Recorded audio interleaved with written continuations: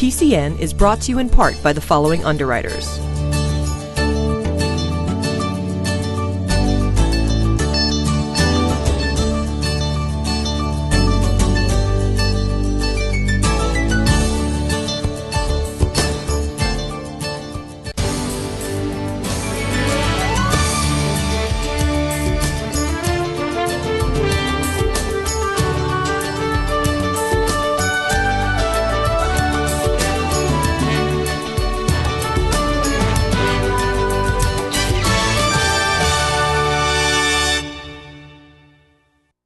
Welcome to another edition of PACTV Community News. I'm Brian Sullivan, and we're happy to bring you local stories from our communities. This week, we bring you to a music festival in Duxbury, meet a visiting rapper in Kingston, and visit a conservation preserve in Plymouth.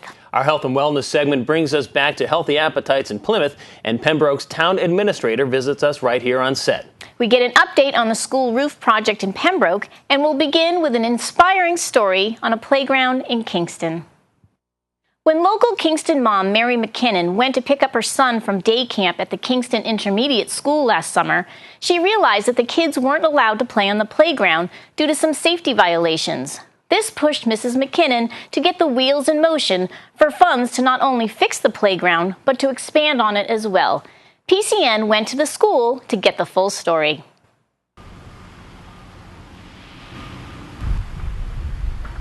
The project that's going on is basically an improvement of the playground here at Kingston Intermediate School. Basically, it was a project that was brought to us by Mary McKinnon. Mary has a child over here and at the Kingston Intermediate School, the elementary school, and she thought that there were some improvements that could be done. And she began meeting with myself, mentioned that there could be some money available through the Community Preservation Committee, and through that we kind of started putting in motion a program to improve the playground out back. The town of Kingston is fortunate enough to have an after-school program here at the Kingston Intermediate School available to families. The program is run by the YMCA, and it provides an extended day program for all of the students. What happened was a little over a year ago, I take advantage of that program, and I came to pick up my son, and it was a beautiful June day. And as I approached the playground, I could hear a lot of voices, but I couldn't see anybody playing on the playground, which I thought was a little strange because it was so nice out. So as I turned the corner, I saw that all of the kids were sitting on the asphalt. So I quickly asked the counselors what was happening, and I was informed that the counselors for the YMCA program had told the students that they could not use the playground because it did not meet their new safety specifications. The safety specification that they were talking about had to do with the wood cover or the ground fiber that covers the area underneath the play equipment. That moment caused me to open my eyes and really take a look at that playground. And what I found was that there were some structural deficiencies in the playground, but more importantly, there was a significant amount of underutilized or unused space in the playground. And there's very limited equipment that's available for the large number of students that use the playground every single day. So the plan moving forward, there's a few phases that are going to be happening with the playground. One phase is, and a big problem that we have out there is drainage. When it rains, we get a significant amount of rain or snow melting. A good quarter to a third of the playground is unusable. The drainage swale is going to be right here, and it's going to run down this way. It's going to have crushed stone, and then it's going to have a covering over it, and then that's going to be covered over with wood chips to basically make sure that it's level with the pavement. Also, what we're looking at is to add playground equipment. We're going to be adding in a row of swings for the students. We're going to be adding in a handicapped accessible merry-go-round and a small climbing structure for the students. The outer two tables right here will be moved over that way. That's where the new play structures will come in. The back corner over there, the left corner, that's where the row of swings is going to be. Over in this corner, we're going to have the climbing structure, a small climbing structure about 6 feet high that's going to be over here. And then coming back towards this way, in this area here, is going to be the handicapped accessible merry-go-round. the stenciling that's outside needs to be re-stenciled for the students. We have Foursquare out there, we have the basketball court that's out there. And as well, what we're looking to do, if the funds provide us with it, the opportunity is we have a large gate where students will come in and out of recess sometimes. And we also have our larger deliveries with trucks will be coming through there. We're looking to get that kind of repaved and flattened out because right now it's it's chopped up and it's been basically eaten up from years of use. Another part of the program is going to be a handicapped accessible ramp that is going to come up the side of the building by where the cafeteria is. The handicapped accessible ramp will be coming down, here. It won't be coming straight up. It will be coming, they're going to be designing a certain way for it to be designed with a railing that's going to come up, cast iron railing. And that will be the final part of the project. Construction on the project will begin on the week of July 15th. The installation of the ramp structure will begin in mid-August, but that's not dependent upon or will not delay the construction that will happen within the perimeter of the playground itself. We're hopeful, we're going to be cutting it close to the opening of school, but we're hopeful that we'll be able to have the play structures and the drainage swale in place for the opening of school at the end of August. The approved Mass School Building Authority roofing project has been underway in Pembroke this summer. After months of town debates and discussions over funding, a vote passed last year to update and bring up to code all the roofs on Pembroke school buildings. The Assistant Superintendent, Erin Obie, gave PCN an update about all the progress and whether the construction will have an impact on the first day of school. So the roof project is actually two separate projects for us. North Pembroke Elementary School and Pembroke Community Middle School are Project A. The high school in Hobbamuck are Project B. Each project has kind of a separate crew that covers it. So for Project A, the general contractor is Rogan Brothers, and the roofer is Silktown. And then for Project B, the general contractor is Greenwood, and they are also the roofing contractor. Here at North Pembroke, they're actually ahead of the schedule. Originally, the schedule was built off a 50-day summer schedule. We're about halfway through that schedule. There's a little more than 4 weeks left, and they are scheduled to be almost done here by the end of next week, just finishing work after that. At the middle school, they are on schedule. At the middle school, there was much more internal work, so there was a lot of the seismic bracing that needed to happen for the building code. They've run into a little trouble there, just kind of maneuvering between some of the existing equipment in the spaces between the ceilings and whatnot, but they have overcome all of that and are now back on schedule. Hobbamuck is actually the uniquest roof that we had that was covered with the river rocks. They're actually still in the process of sucking them off. About 50% of that work is done. What's happening there is while they're vacuuming the rocks, the roofing contractor is coming behind them and roofing. So it's not necessarily holding them up, but if you were to drive by, you would see that they're still working on the rocks as well as roofing there. The high school has been pretty much on schedule. They're actually starting a part of the most interesting work. So when you drive up to the high school, you see that glass semicircle on the roof called the barrel vault. That has caused a lot of issues over the past few years for leakage for us. They're actually going to start taking it apart. So this project is all-encompassing. It is more than just slapping down a roof. Here at North, for example, there's close to $1 million worth of masonry work that needs to be done with rebuilding of some brick facade on the roof, as well as some through-wall flashing that just during the renovation was kind of patched or kind of piecemeal put together, so it was maybe 2 or 3 different contractors working on the same section and not necessarily coherently. So all of those issues will be fixed as well. We have some extensive HVAC work happening. Obviously there's an economy of scale here, and so if they're going to be taking off all the ductwork, it's a good time to be putting back new ductwork. There's some gas work at the high school. There was actually a gas pipeline on the high school that was old, rusty, not anchored correctly. We're able to replace that during this project as well. So it's a lot more than just roofing. We've been really good about educating people about the problem. A leaky roof is something substantial, is something you can kind of envision because everybody on their home has a roof. It's tangible to people. It's a concept that everyone kind of understands. We have a large constituency of parents that we don't necessarily mobilize that often, so I think once Frank and the school committee started to get the message out, people realized we don't do this often. We're not into the scare tactic of rallying people together. So they knew it was important. They listened. They were educated. They were able to educate others. And I think that word just spread that it was the right time. Plus, 52% off is hard to pass up.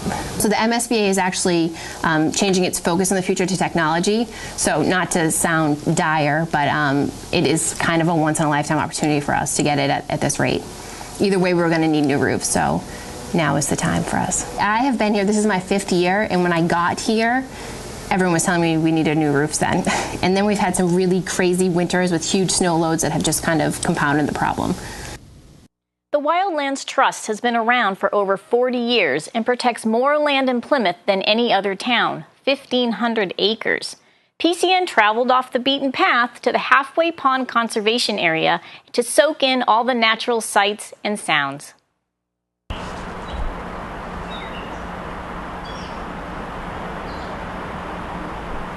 We started again as the Plymouth County Wildlands Trust. We changed our name twice since 1973. Back in the 90s, they changed to the Wildlands Trust of Southeastern Massachusetts. We dropped the of Southeastern Massachusetts because it was kind of unwieldy. But we cover basically 4 counties, Plymouth, Bristol, Norfolk, and the northern part of Barnstable County. But we're primarily focused on Plymouth and Bristol counties, particularly Plymouth County. All right, well, the Wildlands Trust is a nonprofit conservation organization. It was formed in Plymouth in 1973. We were formed by some activists in the early 70s who, when the nuclear plant arrived and people started to see an uptick in growth and development in the area, and they started to become concerned that the areas and the places that they particularly loved were starting to disappear. The first 20 years of our existence, we were all volunteer, so the board of directors had to do everything, all the work that a lot of we staff now do, but they accomplished an awful lot in the early years. And one of the complexes that they put together was the Halfway Pond Conservation Area, which we're standing right at the trailhead of. This preserve totals 409 acres. The first preserve that comprised it was acquired back in 1982. We're going to take a walk up on the Gramps Loop Trail, one of the nicest trails we think anywhere in Plymouth, but particularly in this area near Halfway Pond. We'll go up and take a look at, walk through some pine barrens forests. Pine barrens forests are globally rare. There's only 3 blocks of them really in the world. New Jersey, Long Island, and here in Plymouth and Wareham and Carver. So this is a very rare, very globally uncommon type of forest. See, now we're looking more at pitch pines, as opposed to where just a short walk behind us was more dominated by scrub oak. That is a pitch pine, and a fairly substantial one. We have a Wildlands Trailblazers group, which is a volunteer trail maintenance group. It's led by one of our AmeriCorps members. And they were out here in May, and they installed these steps, or check dams as they're called.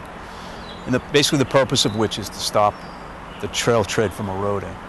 So I think they had 5 or 6 people out here in May, and they did a great job installing these steps. These benches, there's 3 of them, and they were installed by local Eagle Scouts several years back. So it was a nice project that really was part of their progression in scouting, and it certainly benefited us as well, and it's something that benefits all the people who come and walk and enjoy this preserve. Well, it's great to have places like this that offer this type of experience, particularly when you consider that we're really not that far, maybe 3 miles from Plymouth Center. We're even closer to Route 3 and the different commercial districts in Plymouth. So to have a refuge like this that's so proximate to all the hustle and bustle we think is pretty remarkable.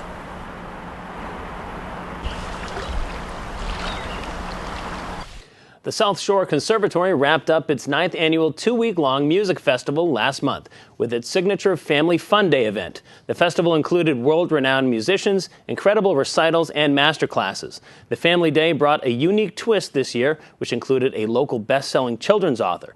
PCN attended the festival on the town green. We are so excited. We're out here today in front of this beautiful tent to celebrate what is for many people the peak event of our 2-week music festival. It's a program of South Shore Conservatory, and it's, as you can see, brings together hundreds of members of the community We have programs all year long, but the Duxbury Music Festival is really, for many people, the highlight of our year. This year, we are really honored to have New York Times best-selling author Brian Lees, who's a Duxbury resident, who's actually launching his latest book in his Bats series, Bats in the Band. So I'm going to be reading the book, and some really talented faculty and students from the South Shore Conservatory and the Duxbury Music Festival are going to be playing music that my bats in the book are playing. So we've got country music, we've got a rock band, we've got a string quartet. It's going to be a lot of fun. Good morning, everybody. Thank you so much for coming out here. This is a kind of an unusual experience for me because this is the first time that I have ever read this book out loud in front of a group. And this thing has ballooned well beyond anything that I could possibly have imagined. I mean, I'm just amazed the fact that we've got all these talented people coming to make music. Wait a second, you're not going to be able to see this. So I think instead,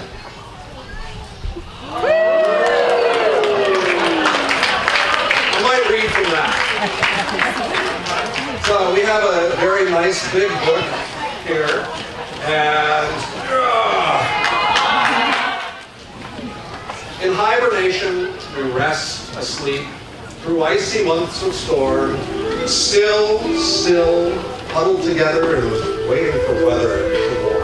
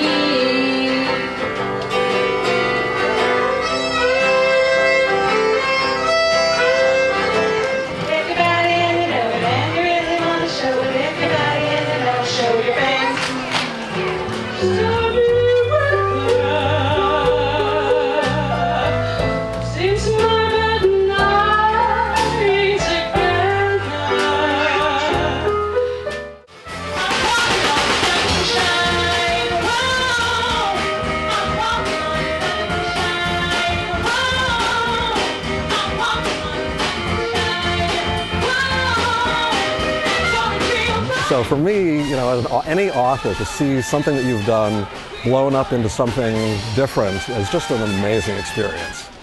And though we stay silent all through the day, up in the rafters and sleeping, we sway. It's not our intention, but you understand. We're dreaming of being the bats in the band.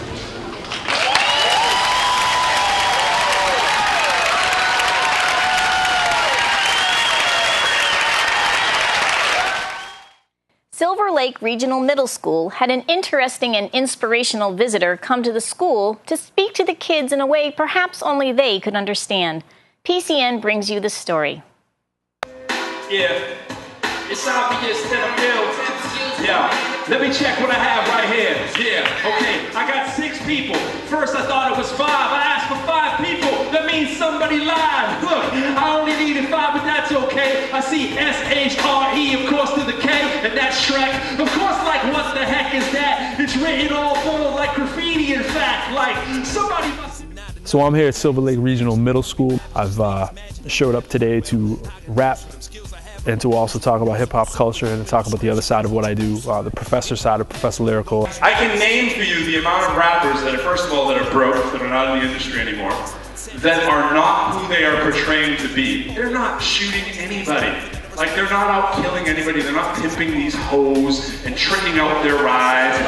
Sorry to use the language that you're hearing all the time, right? But it's not really happening.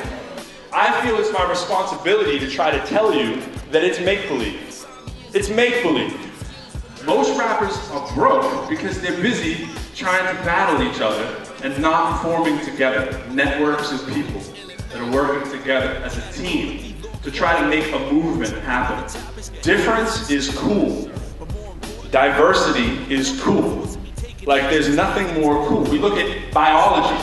We look at species that actually do well. They're ones that have a lot of cross-pollination going on. There are things where we take one element of another culture, literally, and we put it with something else. People go, oh, that's cool.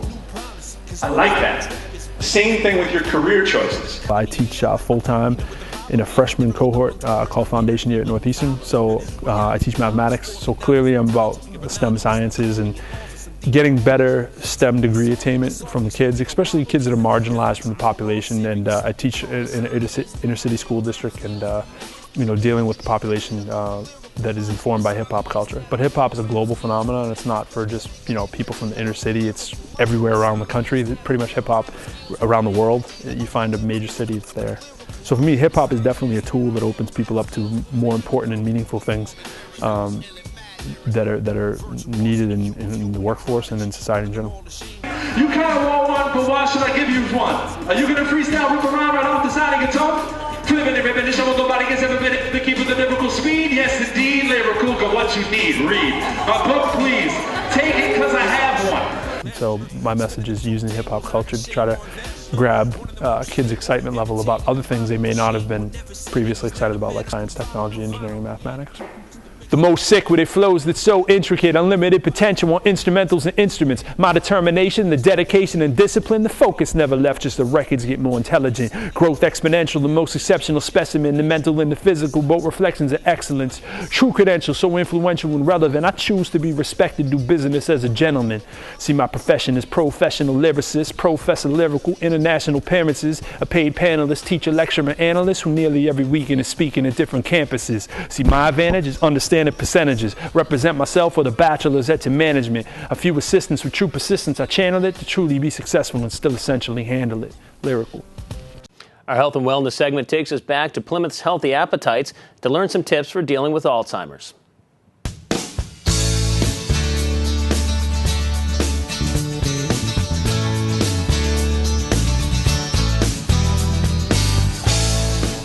Hi, I'm Jeff Hills from Healthy Appetites. This is the PCN Health and Wellness segment. Alzheimer's disease is the 6th leading cause of death in America, and experts predict that by the year 2050, the number of people living with Alzheimer's may actually triple. The good news is, you may have things in your pantry right now that can help prevent Alzheimer's disease or even help people who are living with Alzheimer's disease. Alzheimer's is caused by tightly bound sheets of protein called amyloid plaques. Over time, these cause damage to your neurons, starving your brain of oxygen, and causing the problems we all associate with Alzheimer's: speech loss, memory loss, problems with motor skills. Research has shown that green tea prevents Alzheimer's in 3 ways. It will stop the prevention of the amyloid plaques, it'll help break down existing amyloid plaques, and it helps the development of new neurons in the hippocampus, which is the part of the brain that helps convert short-term memories into long-term memories. A Japanese study showed that drinking 2 or more cups of green tea a day reduced the risk of cognitive impairment by over 50%. Some people in the medical community are referring to Alzheimer's as type 3 diabetes. And a lot of evidence shows that the problems caused by Alzheimer's are due to the inability of the brain to use sugar as fuel. But there is an alternative fuel source, and you can get that from coconut oil. Your body will break down the medium-chain triglycerides in coconut oil into ketones, which your brain can then use for fuel. Evidence has shown that this can help people who have Alzheimer's and help prevent people from getting Alzheimer's in the first place. 3 to 5 tablespoons of coconut oil a day seems to do the trick. Start slow, though, and work your way up to the recommended dose. In the United States, we have 4.4 times the incidence of Alzheimer's that they have in India. In India, curry is eaten on an almost daily basis, and it seems that one of the spices in curry is the key to preventing Alzheimer's. More than 50 studies have shown that turmeric, a spice that's contained in curry, can prevent the production of the amyloid plaques that we talked about earlier. If you don't like curry and don't want to eat it on a daily basis, there's plenty of turmeric supplements on the market. This is Jeff Hills. This has been the PCN Health and Wellness segment. For Town Talk this week, we want to welcome Pembroke's Town Administrator Ed Thorne to the set. Welcome, Ed. Thank you, Kim. We're so happy to have you on set today. And you're going to tell us some things about what's going on in Pembroke. And we want to start out with community preservation projects. What's going on there? It's about that time of year where several entities in Pembroke start putting their applications together for the Community Preservation Committee to review and to take before the fall town meeting, which is scheduled for the end of October. From what we understand, the application deadline is August the 15th. So we've been working with several of the town departments and putting together some projects for funding in the fall. And they'll range from recreation projects, dealing with several of the ponds. I know our treasure collector, Kathleen McCarthy, is putting together an application for probably around 60 to 70,000 to clean up Furnace, Oldham, and Hobomok Pond. I'll get them all straight. And it's a project that the town feels very strongly about. They've never had a problem funding any of the pond cleanups, whether it's blue-green algae or hydrolead Hobomok. So, we feel very comfortable that the Community Preservation Committee will bless that application and town meeting will fund it. We're also looking at making improvements to a couple of our parks, more specifically the Herring Run Park on Barker Street. We have $100,000 from Senator Murray's earmark funds in the FY15 budget. And we're looking forward to putting together a package which will probably be in excess of about $200,000 to make the park handicap accessible, to provide parking spaces, to improve the walking trails in the area, remove some invasive vegetation so that folks will be able to have a better view of the Herring Run and as it flows into the North River, and basically and repairing the stone bridge. Excuse me, that's on the that crosses over the Herring Run. That's great. Those are quite a few projects on the slate there. Oh, absolutely. Yeah. What about the community building? What's going on with that? Well, we had a committee that really worked hard for a couple of years to put together a package to literally sell to the town about repairing or remodeling the building. And basically, it boiled down to having an arrangement with the Brockton YMCA, excuse me, to renovate the building or remodel the building and construct a new 50,000 square foot building. The price tag got to be a little expensive for the town, and it seemed to be a project that might have been a little too big for the area. So the departments and I are starting to revisit this, and I'll be meeting with Superintendent Frank Hackett to talk about maybe getting an early childhood program into that building. I'll be talking with Pembroke Youth Hockey, the daycare center that's located, and of course our recreation director, Sue Roach. Okay. Great. And how is fiscal year 2016 shaping up? Well, we want to make sure that we don't end up maybe in a crisis that we had 2 years ago, or having what we affectionately call the food fight at town meeting over the budget. So the town accountant, Mike Buckley, and I will be sending out budget worksheets actually tomorrow to all of the department heads, and we're going to start really looking at the FY16 budget way in advance of what we normally do, so that we have a great game plan for the spring town meeting. That's great. That's great. Thank you so much for coming on set. We really appreciate it. It's great to have an update from Pembroke and have you here with us on PCN. My pleasure, Kim. Thanks for watching PACTV Community News. Replay times are listed on our website, pactv.org. Click on the PCN tab to view each complete edition or individual story. Also, be sure to see us on YouTube by searching for the PACTV Community News channel. Like us on Facebook and follow us on Twitter to receive previews each week with links to all our stories. Thanks again for watching, and join us next week for another edition of PACTV Community News.